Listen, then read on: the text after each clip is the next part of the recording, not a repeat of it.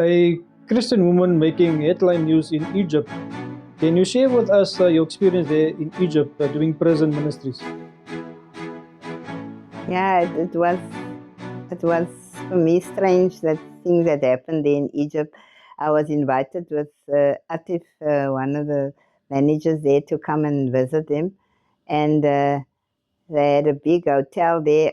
After I did the prison, I was invited to the hotel, and then there I had a lot of Arab friends that were going to treat me for a lovely lunch there.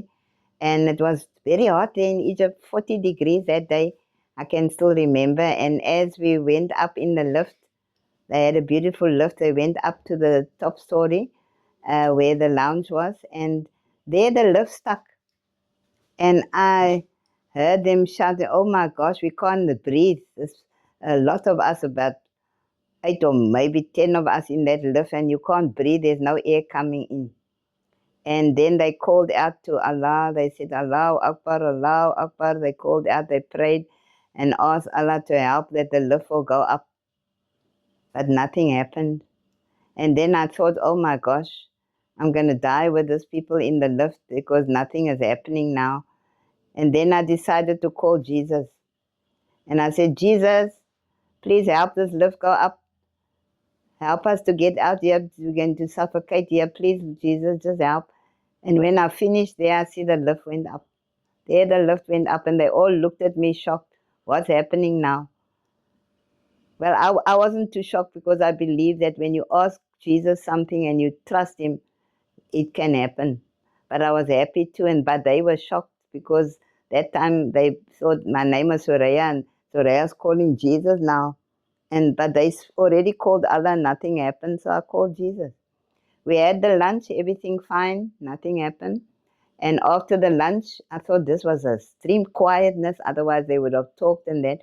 So when it was time by the evening for me to go back to my uh, hotel room, I went into the room, closed the door, and I said, "Jesus, that was very quiet. I wonder if these people's planning to kill me because I called you, or what is happening now? Why are they so quiet?" And I hardly just thought of that when I heard a bang on my door. Bang, bang, bang. And I thought, there it comes now. You better say your last prayer now. As I opened the door, there's this man standing, and a Muslim man and young man, and he said, you, you called Jesus in the lift, and the lift went up. I said, "What's wrong?" They called Allah and nothing happened. They called Allah, and so I thought, I'm going to call Jesus, and the lift went up. And he looked at me, he said, "Now come quickly, my car is stuck. Ask Jesus to help me with my car. The car don't want to ride."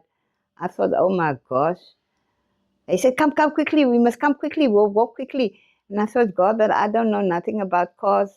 Somebody that's got a car will know what's happening in the front part of the car. I don't know. But quickly I had to walk with him. As I came down to the bottom floor, there were all the Arabs standing. I thought, oh, now they also looking. And now it makes me more nervous because I don't know what's happening now. He opened the boot, beautiful car, opened the boot, and he said, look, look, look. And I looked there and I saw a round thing that looked like a pan. And I put my hand on this thing and I said, God, you better help me now here, please, because this man saw what you did in the lift and he wants you to help with his car. What must I do? I said, start the car, start the car. And then he went to start the car. Deathly silence, but nothing happened. And then he came back. What now? I said, Lord, sorry, I should have told you two times you must start the car. Start the car again. And I said, Lord, this better work now. This is my last chance. I don't know. And when he went to start the second time, that car went like a bomb. Drum, drum, drum, that car went.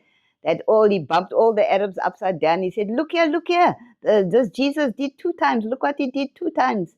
He did it. And I thought, oh, Shana, you better get away here. You better move to South Africa quickly because what is coming up next now, I don't know. And that late afternoon, I left with my plane back to South Africa, only to find, I don't know, I think that was about a day or 2 after that, I got some news from Atif there in Egypt.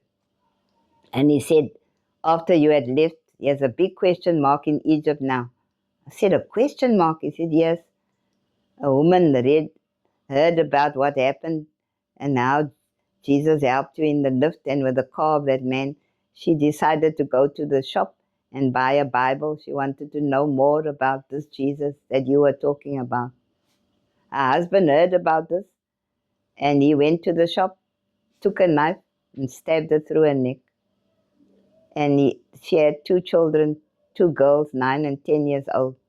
I believe they buried her with the two children next to her grave, in her grave. Close the sand. Nobody knew, not many people knew about this. A day after that, a famous film star lady died, Muslim lady, and they had the TV people there with the cameras. They all wanted to snap, but this woman was famous. They wanted to snap. And as they opened up the grave, their two children came crawling out. Were they shocked, the TV people? Because here they're standing with cameras to take film, two children coming out full of sand under the bed. They asked the children, what happened? Why are you under there? It's my daddy. He stabbed my mommy in the shop because she bought the Bible. And then, and we buried us with her in the grave. Oh my word. And they were all shocked, these children. Can they lie? They can't lie. They come out of the ground, a whole night underground. And how did you manage? They said, this Jesus with a white dress. We cried, and he said, we mustn't cry. We must keep our nose. There's a hole there. He showed us there's a small hole. We must keep our nose there till the morning.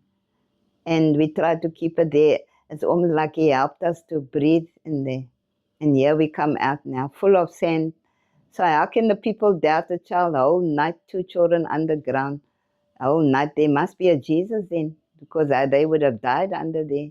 They locked up the father, and that is how the children came out. And now Egypt is, people are all question mark now. Then there must be a Jesus. There must be a, God must have had a son Jesus. How did those children manage to get out here?